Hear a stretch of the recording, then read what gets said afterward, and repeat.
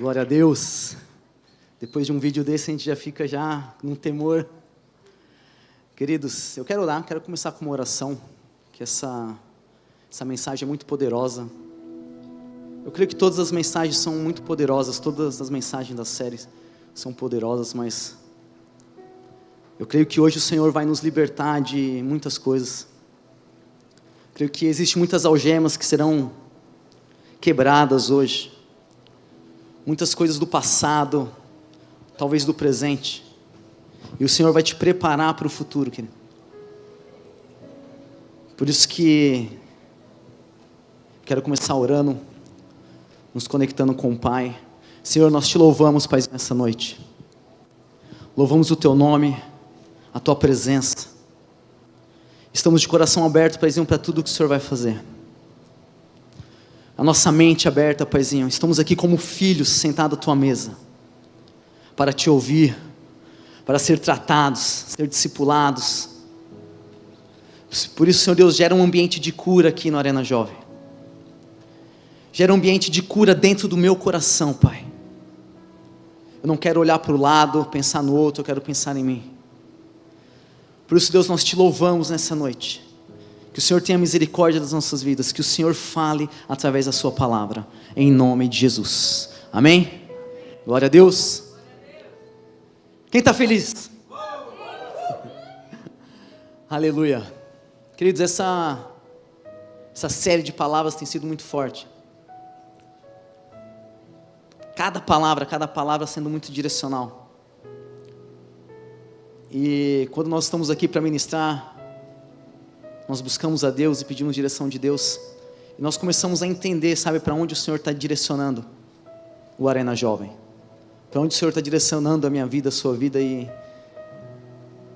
nós temos um objetivo como Arena Jovem.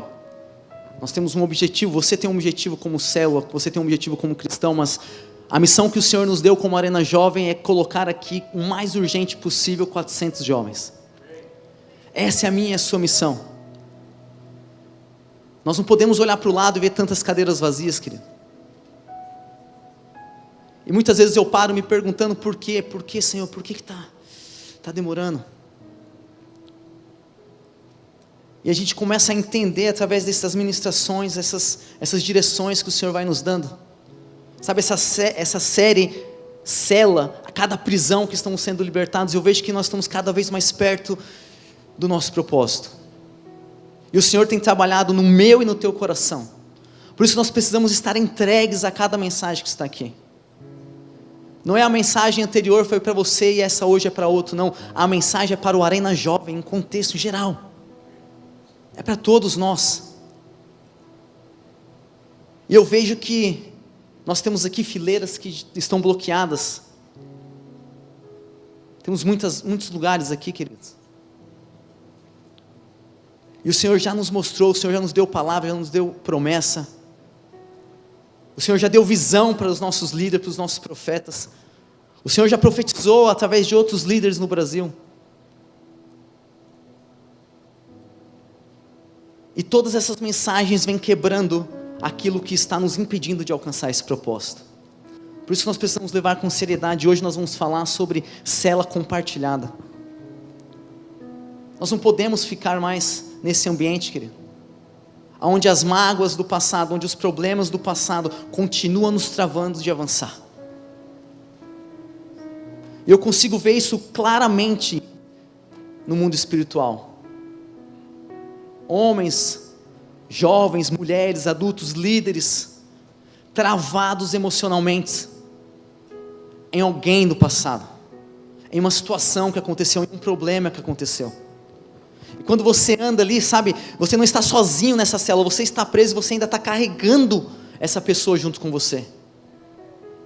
E quando você chega diante de um desafio para crescer, para avançar, essa pessoa está ali, e você olha para essa pessoa e você começa a pensar, meu Deus, ela me traiu, então vão me trair lá na frente também, então eu não vou avançar. Me enganaram, falaram mal de mim, e você carrega essa mágoa de quem falou mal de você, e você não consegue confiar em outra pessoa.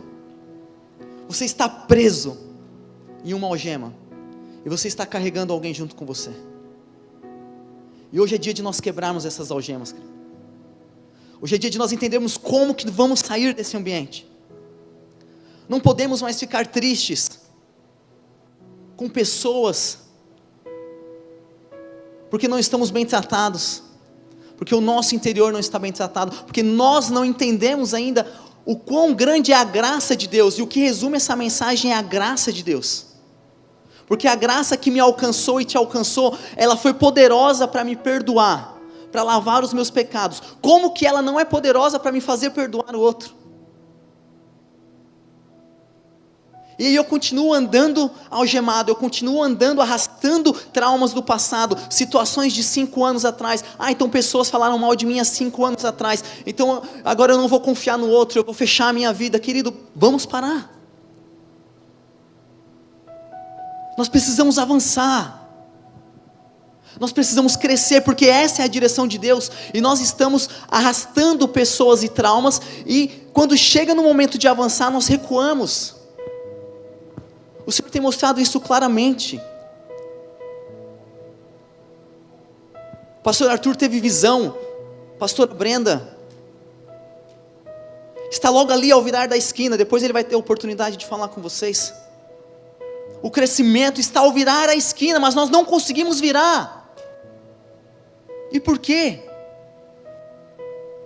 Porque existe uma célula compartilhada, querido. E aí o crescimento está em avançar, em fazer mais, em se dedicar ao evento. Aí você olha para o lado e fala: mas a outra equipa não está acompanhando, a outra equipa não está se dedicando. Ei, você está preso há 5 anos atrás, quando a pessoa não te ajudou? É hora de avançar, é hora de crescer, de ir para cima, deixar isso para trás. Mas eu estou triste com o meu líder de célula que falhou comigo, que isso e que aquilo. Ok, é legítimo. Eu não estou aqui para dizer que as suas dores não é legítima, que as suas dores não causaram aí feridas. Eu entendo, porque eu passei por muito também. Todos nós que estamos aqui passamos por muitas dores. Mas eu estou aqui como ministro de Deus para dizer para você: larga essa algema, avance, cresça, porque o objetivo de Deus não é que você fique travado ao que aconteceu, é que você enxergue o propósito que está ali na frente. É esse ambiente que Deus quer me levar e te levar, querido. É esse entendimento. Então todo o Arena precisa caminhar junto nesse entendimento. Não pode só ser algumas pessoas. Todo o Arena é uma missão do Arena. Não é uma missão do pastor Arthur. Não é uma missão do diácono Fernando, do diácono Paulo. Não é uma missão do Arena. Uma missão que Deus deu para mim e para você. E hoje nós vamos analisar as nossas vidas. Se nós estamos travados, o que está nos travando? Sabe, e a parte central dessa mensagem que nós vamos entender é que somente através da graça que é possível. Somente a graça de Deus, querido. Não tem como você avançar. Não tem. Sabe, a palavra de Deus ela é incrível e nós conseguimos identificar isso. Quanto essa graça é poderosa para nos alcançar, para nos libertar. Graça é favor imerecido. A graça é um favor que você não merece. Essa é a definição de graça. É você receber um favor que você não merecia. Sabe quando você aprontou, seu pai deveria te bater? Já aconteceu muito comigo. E aí ele não te bate. Aí você fala: meu Deus, aí você começa a entender, isso foi graça, eu merecia, mas ele não me bateu. Resumindo a graça, eu levo esse entendimento para mim, e quero abrir para vocês, é que eu tenho o entendimento que tudo que eu merecia, era uma condenação eterna. Tudo que eu merecia era ir para o inferno, porque as minhas atitudes, o meu comportamento, o meu pecado me leva a isso. Então se o Senhor decidisse me levar para o inferno, eu aplaudiria e falava: o Senhor está sendo justo.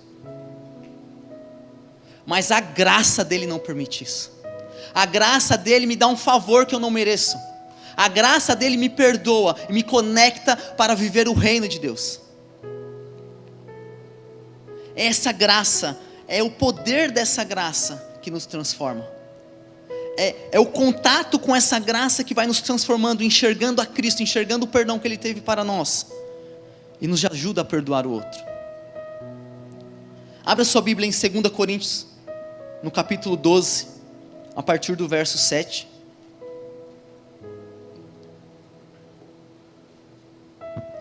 Quem definiu muito bem graça na Bíblia foi o apóstolo Paulo. Nós estamos lendo as cartas de Paulo, junto com a liderança do Arena, e você consegue identificar isso em cada carta. Ele define muito bem o que é graça. Está? E para que eu não ficasse orgulhoso com as grandezas das revelações, foi-me posto um espinho na carne, mensageiro de Satanás, para me esbofetear, a fim de que eu não me exalte. Mais um. 3 vezes pedi ao Senhor que o afastasse de mim. À frente. Então ele me disse: a minha graça é o que te basta, porque o poder se aperfeiçoa na fraqueza. De boa vontade, pois mais me gloriarei nas fraquezas, para que sobre mim repouse o poder de Cristo. Sabe, querido, Paulo, ele está aqui dizendo que ele recebeu grandes revelações, ele subiu ao 3º céu, uma conexão tremenda com Deus. Se nós lermos as cartas, identificamos que ele é um dos maiores dos apóstolos, um homem temente a Deus, um homem íntegro, um homem que buscava a Deus. E ele está vendo, ele está dizendo, foi-me posto um espinho na carne. Mensageiro de Satanás. O próprio Satanás ali levando uma mensagem para ele, com autorização de Deus, claro. Foi-me posto um espinho na carne. Sabe, esse espinho na carne, nós não sabemos dizer o que é. Não tem como definir exatamente o que é esse espinho na carne. Analisando as cartas de Paulo, estudando as cartas, as pessoas chegam em algumas conclusões, que o espinho na carne poderia ser algumas coisas. Uns dizem que era a sogra dele, era o espinho. Era a sogra de Paulo, sem misericórdia. Gente, a minha sogra é benção. Eu profetizo que ela é benção, em nome disso. Sabe, outros dizem que pode ser uma enfermidade que ele carregava e aquilo incomodava ele. Alguns ainda dizem que era uma limitação no punho, porque em uma das cartas ele fala que eu escrevi com o meu próprio punho, dando referência que as outras não foi ele que escreveu, mas que aquela ele escreveria. Então talvez ele tinha um problema de punho. Mas algumas analogias, que não são importantes, mas são detalhes. Então não tem como nós definirmos, um pensa uma coisa, outro pensa outra, e não tem como dizer a 100% o que isso é. Não tem como dizer. Eu tenho minha opinião, mas minha opinião também não é 100% assertiva. Mas eu acredito que esse espinho na carne de Paulo era algo na mente dele. Eu acredito que esse mensageiro de Satanás eram pensamentos, eram ataques na mente de Paulo. Não tem isso na Bíblia, não tem como eu provar para você isso, e nem os outros pontos aqui não tem como provar. Mas é algo que eu analiso e eu entendo dessa forma. Porque, para quem conhece a história de Paulo e lendo o livro, a carta de Gálatas, você consegue identificar que ele era um perseguidor da igreja. Ele era um assassino de cristãos. Paulo, ele matava homens cristãos. A Bíblia fala que quando surge o primeiro mártir da igreja cristã, Estevão, os homens pegam os pertences de Estevão e jogam aos pés de um homem chamado Saulo, Paulo de Tarso. Então Paulo tinha sangue nas mãos. Paulo era um assassino. Só que Paulo se converte, querido. Paulo se converte e ele participa de reuniões como eu e você aqui. Então de repente ele está numa sala onde tem cristãos e talvez tenha ali parentes, familiares de homens que ele tirou a vida. Talvez uma das células lá, Paulo está lá a mãe de Estevão, imagina isso. E Paulo fala que o mensageiro de Satanás vem para me esbofetear. Não era uma agressão física, no meu entendimento era algo aqui, sabe, que esfregava na cara dele aquilo que ele foi, aquilo que ele fez. Você matou. Para quem assistiu o filme de Paulo, tem uma referência, uma lembrança dele, isso no filme com certeza não é bíblico, mas uma referência dele, lembrando dele matando uma criança cristã, né? Isso no filme de Paulo, dos últimos que saíram. Então acredito que Paulo tinha esses ataques, mas a questão aqui não é sobre o espinho, é só um machismo. É só uma referência para nós entendermos o quão grande foi o poder de Deus em alcançar Paulo. Sabe, ele fala no versículo que ele rogou 3 vezes. 3 vezes eu roguei ao Senhor. E rogar é você orar, pedir chorando. 3 vezes eu roguei, 3 vezes eu clamei, eu pedi: Senhor, tira esse espinho da minha carne. E Deus respondeu Paulo. E a resposta de Deus foi: Paulo, a minha graça te basta. A minha graça te basta. A minha graça é suficiente. Eu ter te salvado, eu ter te buscado, eu ter te perdoado te basta. E esse entendimento na vida de Paulo foi grande. O entendimento de uma graça que te põe na mesa como filho. Mesmo na noite anterior você está com os porcos na lama. Referência ao filho pródigo. Um homem que desejou a morte do pai. Um homem que pediu a herança antes do tempo. Fez tudo de ruim, se prostituiu. Tudo de ruim esse jovem fez.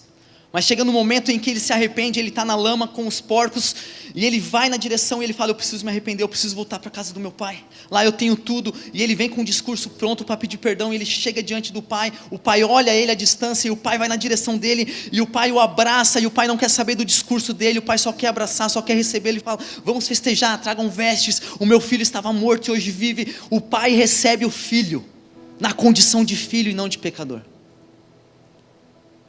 Essa graça que faz isso comigo e com você. Que você mesmo sujo do pecado, Ele te põe na mesa como um filho. Essa graça que vê além da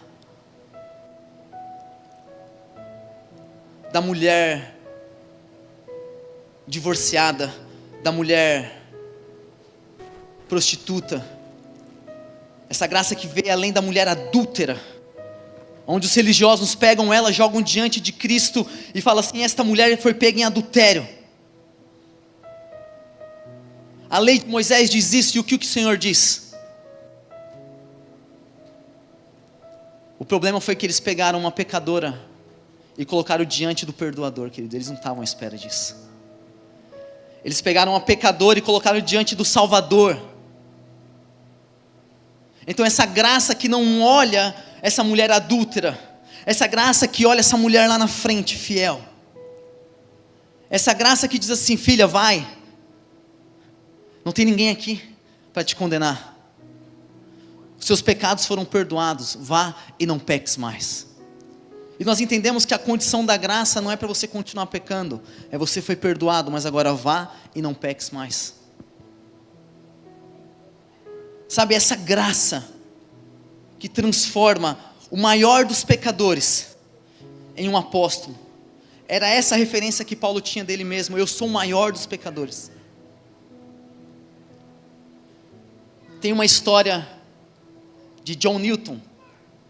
Ele era comandante de um navio escravo. E nesse navio que ele comandava, entraram 20.000 escravos. Que ele trazia da África, escravizavam, as pessoas morriam ali dentro do navio. 20.000 homens. E ele fala que no momento de naufrágio, no momento ali de turbulência, de tempestade, ele tem um encontro com Deus, e ele pede perdão, e ele fala: Senhor, encontra minha vida, me salva. E o Senhor encontra ele ali, e ele é perdoado. O Senhor recebe ele, e começa o processo de conversão. Mas a pergunta fica ecoando na mente dele: como que eu vou ser perdoado? Existe o sangue de 20.000 homens em minhas mãos. Como que isso vai acontecer? E aí mais para frente ele escreve a música mais cantada, a música gospel mais cantada, querido. Maravilhosa graça. Amazing Grace. Ó, o inglês está afiado.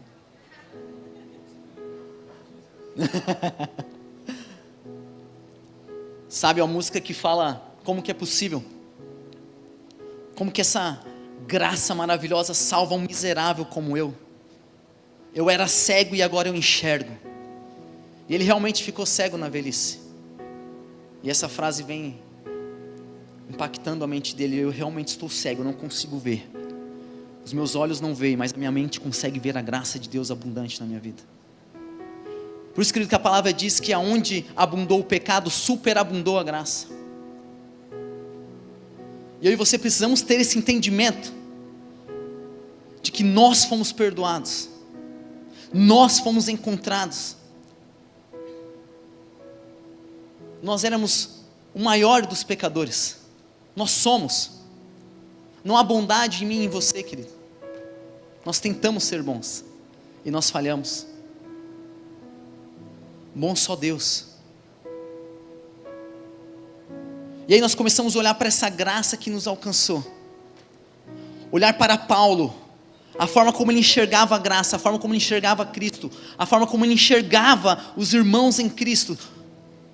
E nós precisamos entender, esse entendimento precisa estar em mim e em você, querido. Como arena, nós só iremos crescer quando nós entendermos a verdadeira graça. Quando nós olharmos para o irmão do lado com graça. Quando você não olhar para o irmão do lado como um pecador, como alguém que fala mal de você, como alguém que está levando alguma coisa, como alguém que está te maldizendo, quando você olhar para ele com graça. Quando você não olhar para ele um divorciado, um adúltero, um ex-assassino. Não, querido, nós não podemos colocar rótulo nas pessoas.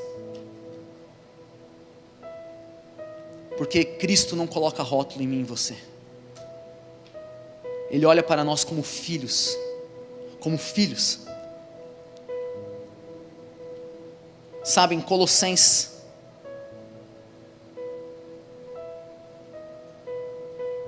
Colossenses 1, no verso 6, pode projetar, por favor. Paulo está falando com a igreja, ele diz assim, que chegou até vocês, esse evangelho está produzindo frutos e crescendo em todo o mundo, assim como aconteceu entre vocês. Olha só isso, desde o dia em que ouviram e entenderam a graça de Deus na verdade. O evangelho está crescendo na Sara Nossa Terra, o evangelho está crescendo em Portugal, o evangelho está crescendo na Europa, como em todo o mundo. Desde o dia em que vocês entenderam e ouviram, e isso fez entendimento, a graça de Deus na verdade. Ele está falando aqui que o crescimento vem porque nós entendemos o que é graça, o que é misericórdia, o que é favor não merecido. Quando nós entendemos isso, querido, vai vir crescimento. Quando nós entendemos que não devemos olhar para o outro com rótulo. Sabe, a graça de Cristo, ela muda a forma como nós enxergamos o outro. A graça de Cristo não vem só para melhorar a forma como nós nos relacionamos com Deus, mas ela vem nos alinhar e melhorar a forma como nós nos relacionamos com o outro que está ao nosso lado. Esse é o poder da graça. E esse mesmo Paulo, que escreveu sobre a graça, ele enviou uma carta para um amigo chamado Filemão. E aí nós podemos abrir em Filemão. É uma carta com um capítulo só. E nós vamos meditar, eu não vou ler o capítulo todo, mas eu vou fazer uma introdução sobre esse capítulo para nós estarmos em contexto. Paulo, ele envia uma carta a Filemão. Quem é Filemão? Filemão é um amigo de Paulo. Filemão é um companheiro, é um irmão em Cristo. Um homem que Paulo dá a referência que ele era íntegro, que ele era reto. Um homem confiável, um verdadeiro amigo. E a igreja era em sua casa.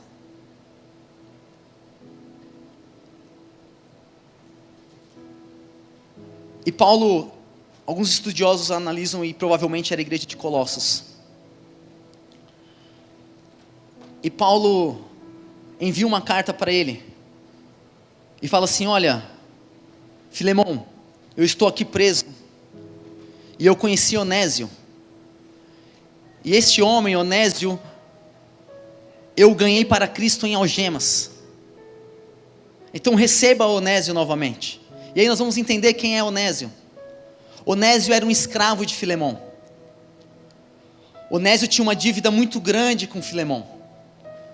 Naquela altura a escravidão era lei. Se alguém tinha uma dívida muito grande com alguém, não poderia pagar, teria que pagar com serviço. Então Onésio tinha que pagar essa dívida e precisava trabalhar com Filemão, para Filemão. Só que alguma coisa aconteceu que Onésio foge. Ele fugiu. Não sei se porque a dívida era muito alta e ia ter que trabalhar a vida toda, ou talvez ele fez algo ainda pior ainda para Filemão e decide fugir. E aonde que esse homem vai parar? Na prisão onde o apóstolo Paulo está. Em Roma, estamos falando de Turquia e Roma. É muita distância. Não tem coincidência, tem Deus trabalhando, querido. Então ele está lá preso com Paulo, e Paulo ganha ele para Cristo. E aí Paulo envia uma carta para Filemão e fala: olha, agora eu estou enviando a você este irmão em Cristo, que eu ganhei em algemas.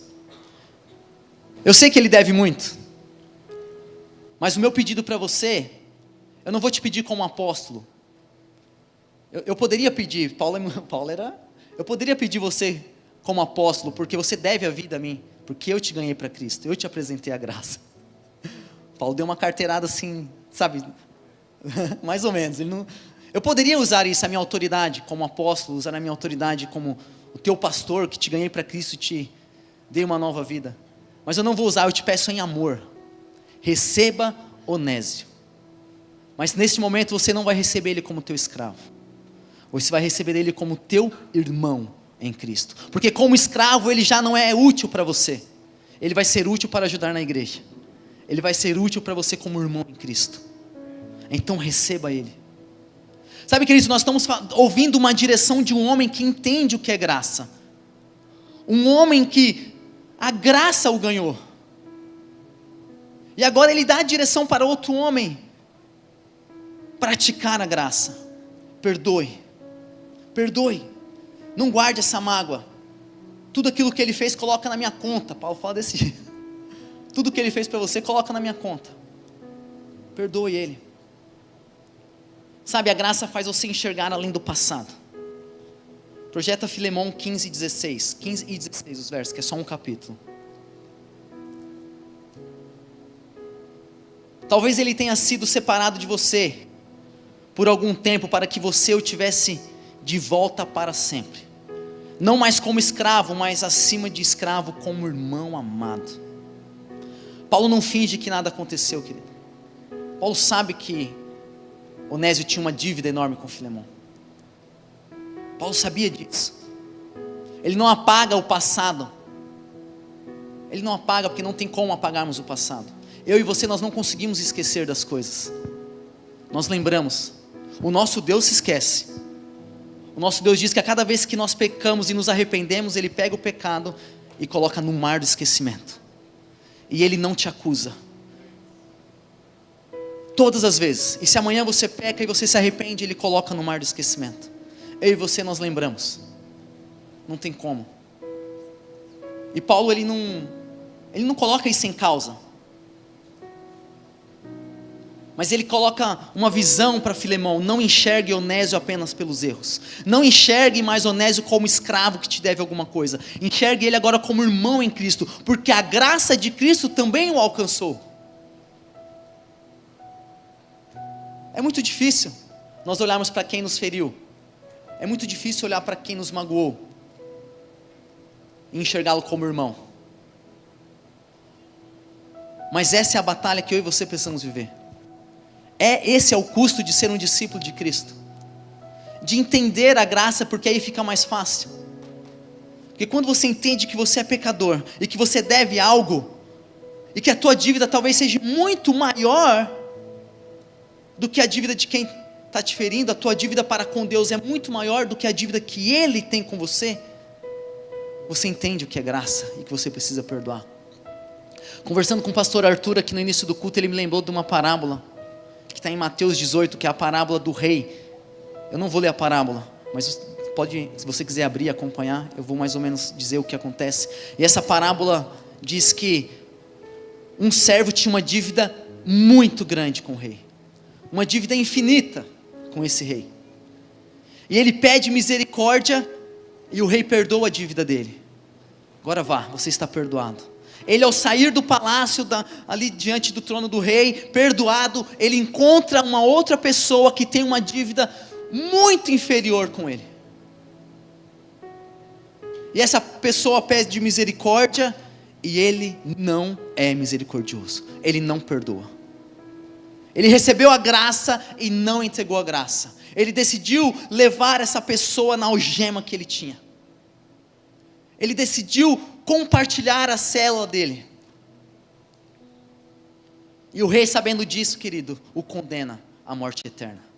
O rei fala para ele: eu te perdoei, e você não foi capaz de perdoar o seu irmão, então você vai ser condenado à morte eterna. A Bíblia está muito clara, querido, de como que deve ser o meu e o teu posicionamento diante disso. E eu não estou aqui para dizer para você que eu não entendo. Eu entendo sim a dor, porque eu sei o que é ser traído, eu sei o que é ser caluniado, eu sei o que é mentir a meu respeito, eu sei o que é ferir, eu tenho traumas do passado, e se eu falar aqui dos traumas da minha esposa, meu Deus, vamos chorar todos juntos. Se eu abrir aqui o microfone para falarmos de traumas, querido, todos nós temos traumas, todos nós. Agora, o que diferencia aonde você vai chegar, o que vai diferenciar aonde o Arena vai chegar, é o teu entendimento sobre graça, é o teu entendimento de: eu recebi o perdão, eu preciso perdoar, eu não posso carregar isso. Graça não é dizer que o pecado não importa, graça não é isso, sabe? Graça é entender que uma pessoa não é rotulada por um capítulo da sua vida.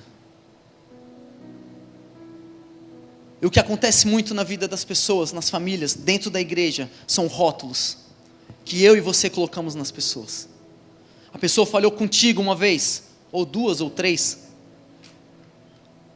e você coloca um rótulo, e passa 5 anos, você ainda consegue enxergar ela daquela forma.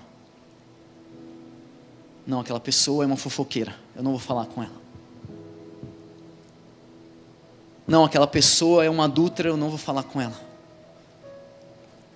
Sabe, nós colocamos rótulos, querido. Sabe por quê? Porque a nossa visão, ela é consoante o óculos que nós colocamos. Sabe, se eu colocar um óculos vermelho aqui, eu vou enxergar todo mundo vermelho. Se eu colocar um óculos azul, eu vou enxergar todo mundo azul. Um monte de Smurf aqui. Se eu colocar um óculos verde, vai estar todo mundo verde. Mas vocês estão verde? Não. É o óculos que eu estou colocando. É a minha visão. É a minha visão a respeito disso. É a visão que eu tenho. O problema está onde? Em mim. E esse é o entendimento que eu tenho chegado cada vez mais com a minha esposa em casa, conversando e orando, e até com os meus discípulos. O problema do Arena Jovem sou eu. Sou eu, querido. Sou eu que coloco o rótulo. Sou eu que me afasto de pessoas por situações que já passaram. O problema sou eu. O Arena Jovem não tem 400 jovens porque o problema sou eu. Eu preciso entender o que é graça. Eu preciso entender o que Cristo, eu preciso entender a forma que Cristo me enxerga. E Cristo não tem óculos, Cristo enxerga na pureza, querido. Cristo enxerga na pureza.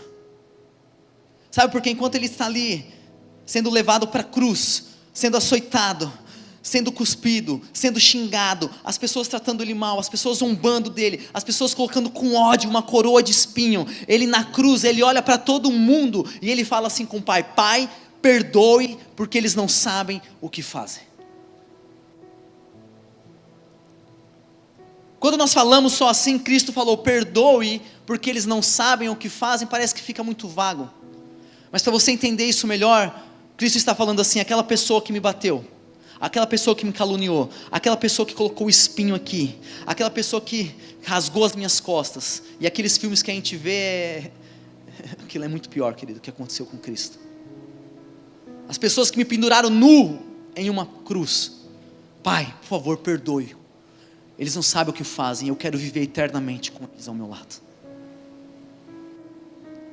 E nós estamos colocando rótulos em pessoas e nos afastando, queridos.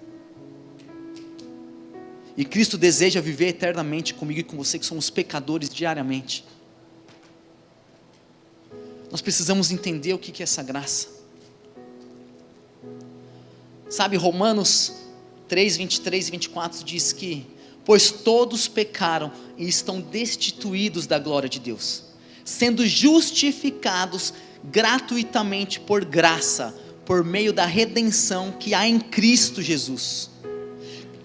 Queridos, todos pecaram, todos. Ninguém é menos pecador do que o outro, e muitas vezes estamos olhando assim: eu peco menos do que o outro, por que ele está nessa posição? Todos pecamos, todos fomos destituídos, todos nós merecíamos o inferno, mas o Senhor, pela graça dele, querido, nos ama, nos perdoa. Não tem como você ter contato com essa graça que perdoou você, e você continuar colocando o outro em um local de condenação. A nossa tendência, querido, longe de Cristo, longe da graça, é essa: é pegar a mulher adúltera e colocar aqui, olha, essa aqui é uma adúltera, o que vamos fazer com ela? Olha, o fulano está falando mal do outro, o que a gente vai fazer com ele? Só que aí a gente faz igual aos fariseus, igual ao povo. A sentença para Jesus era: vamos açoitá-lo. Cumpriu a sentença, depois o pessoal começou a gritar o quê? Crucifiquem-o, crucifiquem-o. Porque essa é a tendência minha e sua. Não vale só a pena punir, tem que crucificar, porque ela não merece, como se nós fôssemos os merecedores. Só que o que a Bíblia nos ensina é que é pela graça, é através da redenção em Cristo. Não é porque você é bom, não é porque você está 10 vezes na igreja, não é porque você participa de uma célula e não falta, não é porque você é um bom levita, é pela graça. Não é porque você é muito talentoso, querido, que você merece mais do que o outro. Não é porque você chegou antes, é pela graça. E nós precisamos celebrar a vitória do outro, celebrar que um pecador se arrependeu. Essa tem que ser a minha e a sua posição, querido. A graça, ela não nega a dor, mas ela liberta o coração da amargura. Ela não nega. A dor está ali, a dor é verídica, mas ela liberta o coração da amargura. Sabe, falar de graça sobre as relações exige muito cuidado, porque não significa fingir que nada aconteceu. Não é você simplesmente esquecer, sabe? Não é você fingir que as coisas não aconteceram.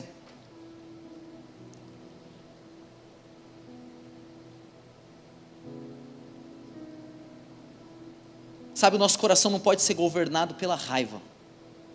Nosso coração não pode ser governado pela amargura, pela mágoa, pela necessidade da vingança. Porque muitas vezes nós até nem falamos isso verbalmente, mas quando aquela pessoa que nos magoou chega, você, opa, dá licença, não quero estar perto. Aquela pessoa que te magoou passa por você e você não é capaz de cumprimentar. E você guarda uma amargura interna, você não verbaliza, mas está ali, no teu rosto, no teu olhar, no teu virar de olho, na tua cara, entrega.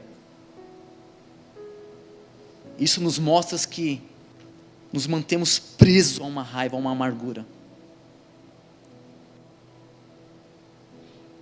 Sabe, existem situações que sim precisam de limite. Eu creio nisso. Eu creio que existem pessoas que precisam ser limitadas, que precisam ter uma distância de segurança. Existem pessoas que não vão entrar na sua casa. E isso é um limite de segurança para você não se magoar novamente. Isso é normal. Agora, isso não pode gerar uma raiva. Isso não pode gerar uma amargura. Isso não pode gerar um sentimento de desprezo pela pessoa.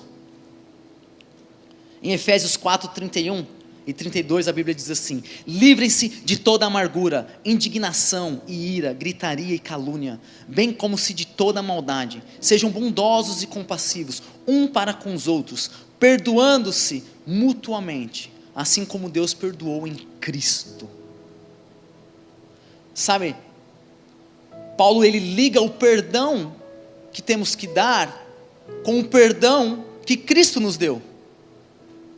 E aí me dá um choque, porque eu tinha muita tendência de pensar assim: a pessoa me feriu, então ela lá e eu cá, vou me proteger, eu não preciso estar no mesmo ambiente que ela. Não, se ela tiver eu não vou estar. E aí você vê Paulo falando assim: ei, Filemão, receba Onésio aí na tua casa, receba ele como irmão em Cristo, olhe para ele como Cristo olha para você. E aí eu penso mais a fundo ainda, eu fico pensando quando eu chegar diante do céu, e eu chego diante do trono de Jesus, e aí Jesus olha para mim e fala assim: filho, você pecou demais, você errou demais, eu te perdoo, está perdoado, mas eu não quero conviver com você, vai lá para o outro ladinho. Misericórdia, querido. Só que a nossa mente humana não consegue entender isso, porque é irreal, sabe, parece que é impossível isso acontecer, mas o Evangelho nos mostra isso. O Evangelho nos mostra Paulo convivendo com cristãos, Paulo sendo enxergado como apóstolo. Que Paulo? Aquele que matava os próprios cristãos.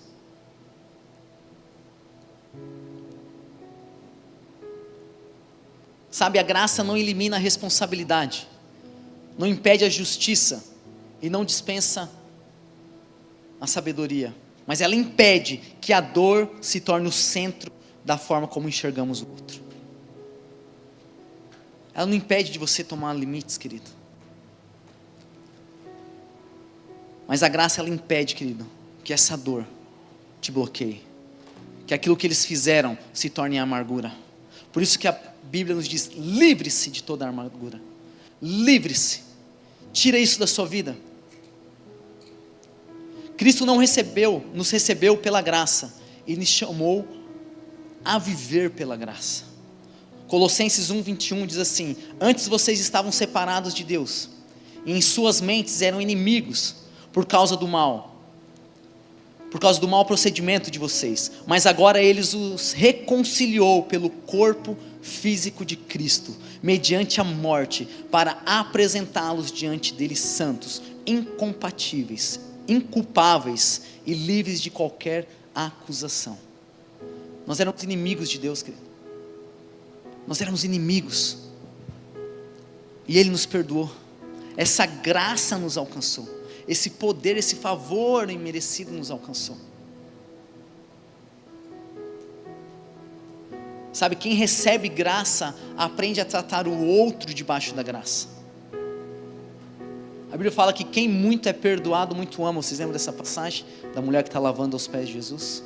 Quem muito ama, muito foi perdoado. Quem muito foi perdoado, muito ama. Quando você entende o quão pecador você é, querido,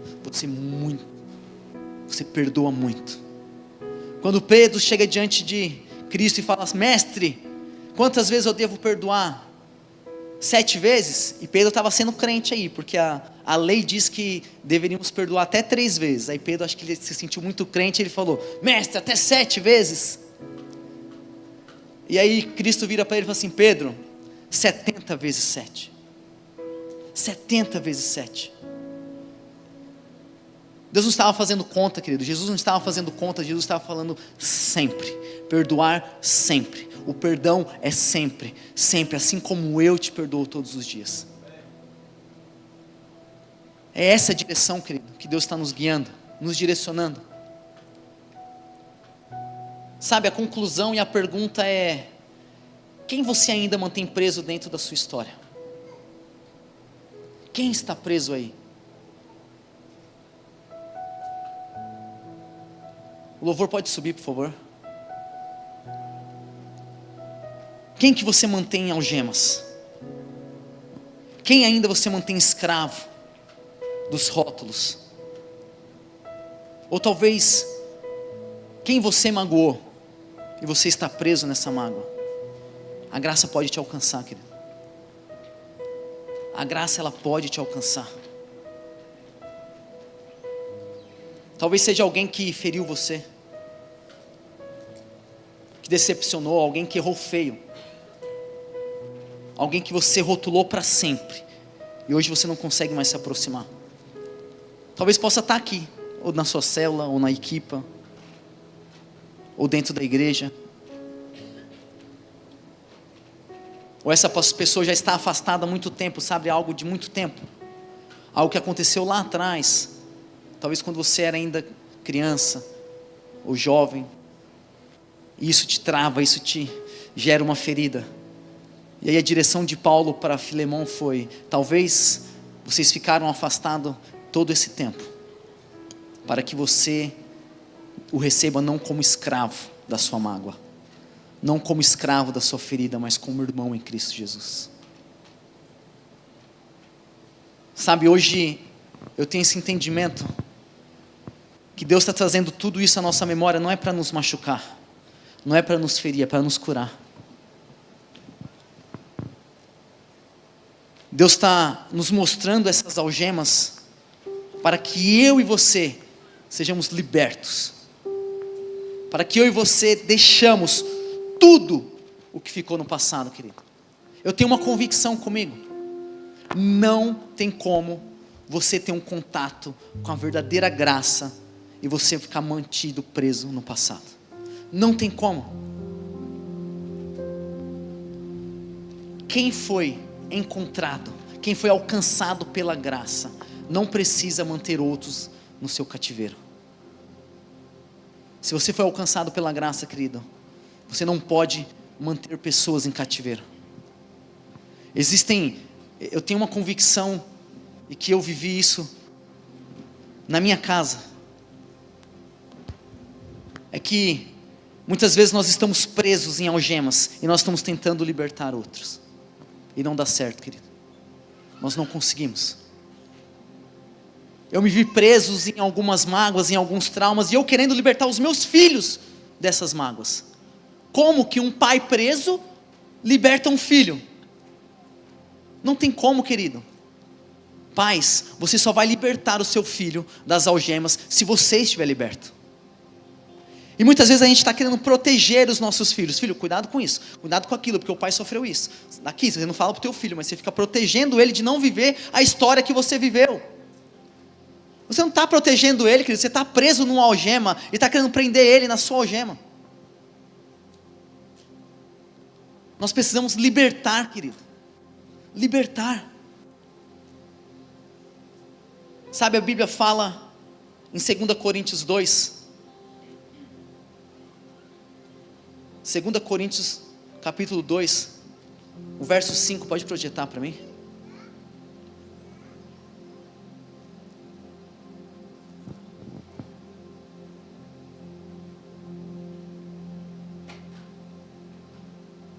Sete, por favor. 5, coloca o 7.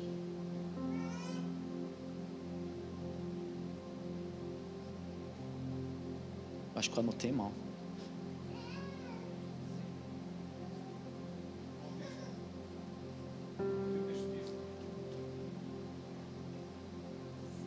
Nova criatura. Acho que é 5:17, vê lá. Tudo se fez novo.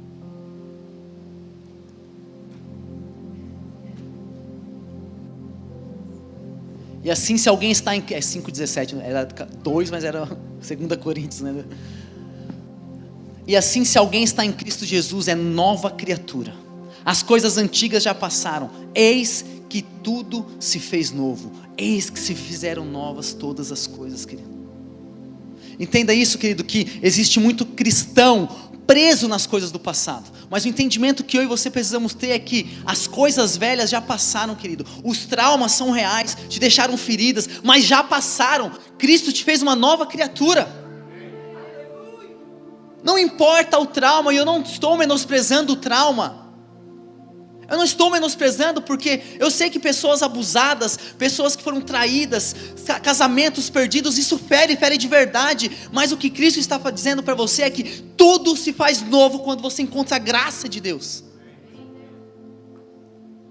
E há uma geração perdida em traumas, uma geração que fica caminhando em traumas, com um peso nas costas e não avança. Mas porque fizeram isso comigo eu não consigo confiar. Mas porque me traíram eu não consigo confiar. Eu fui abusada lá atrás, eu não consigo mais confiar. O meu casamento não deu certo, o meu namoro, e agora eu não confio em ninguém. Vamos parar, querido, porque Cristo fez tudo novo. Tudo novo. É hora de avançar, de crescer. Sabe, nós estamos passando por uma situação. Pode ficar em pé que nós já vamos começar a adorar e louvar a Deus.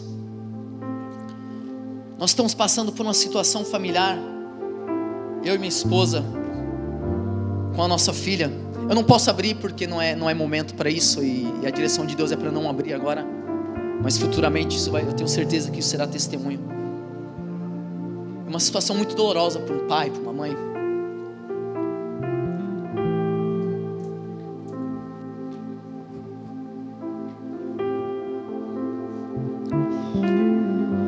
Situações que geram trauma, como pai, como mãe, como filha. Algo muito doloroso que pode marcar a vida dela. Pode não, vai marcar. E assim como Paulo, sabe quando você roga ao Senhor e você fala: Senhor, por quê? Senhor, por que isso aconteceu? Por quê? E a mensagem de Deus para mim foi a mesma de Paulo. Ele falou assim: filho, a minha graça te basta. A minha graça te basta. Não estamos isentos de passar por situações dolorosas, mas nós podemos decidir se ficaremos parados, travados, ou se a graça de Deus vai ser suficiente para avançarmos, querido. E o convite que eu quero fazer para você hoje é: venha para o altar, rogue ao Senhor, coloque diante dele tudo o que se passou, coloque diante dele os traumas, coloque as pessoas, coloque aquilo que te travou, o abuso, coloque o divórcio, coloque as mágoas, coloque tudo no altar, rogue a ele, querido, porque hoje ele vai falar para você, ele vai te dar esse entendimento: a minha graça te basta, a minha graça é suficiente para você perdoar, é suficiente para você ultrapassar, é suficiente para você quebrar esses grilhões. Venha, querido, venha aqui para frente, vamos adorar juntos, vamos rogar ao Senhor, vamos colocar diante dele, querido, as nossas dores e louvá-lo pela grandeza, pela suficiência que é a presença dele, a suficiência que é a graça de Cristo. A tua graça nos basta.